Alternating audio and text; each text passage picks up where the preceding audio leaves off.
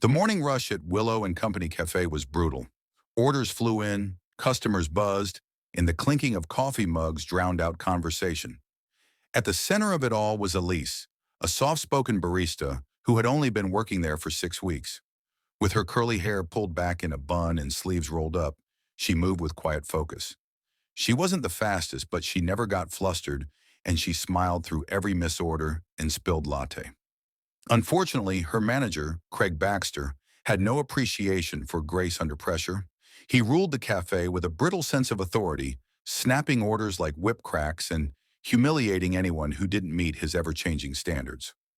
By 9:03 a.m., Craig's mood had turned sour. A regular customer had complained their cappuccino had too much foam. Craig checked the ticket. Elise had made it. He stomped over to the bar and slammed the cup down. "Elise!" he barked. "What is this?" She looked up, startled. "I followed the order." "No, you didn't. This is wrong. Again." His voice grew louder, drawing the attention of nearby customers. "How hard is it to steam milk properly? We went over this. Twice. I'm sorry, I'll remake it." "You're always sorry. Maybe if you listened the first time, you wouldn't be such a liability." Gas rippled through the cafe. Elise's face flushed with embarrassment, but she didn't cry. She simply nodded and turned back to the machine. Craig wasn't done. "You know what? You're on drinks only for the rest of the day. No register, no customer interaction. I can't trust you not to ruin the morning rush." That was when the front door opened, and in walked a woman in her mid-50s, dressed in smart business casual with a kind smile and observant eyes. She stepped into the cafe like she owned it, because she did. "Good morning," she said warmly, waving at a few staff members who immediately straightened up. "I thought I'd swing by for a coffee. Been a while since I visited my first shop." Craig's demeanor shifted instantly.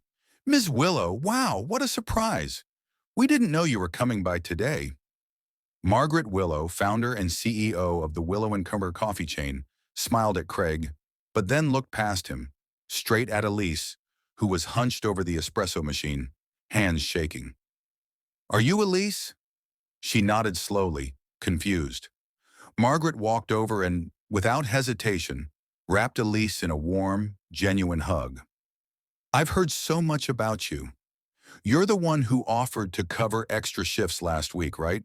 And stayed late to help clean when our closer got sick?" Elise blinked, stunned. "Yes, ma'am. I just wanted to help." "You've done more than help," Margaret said.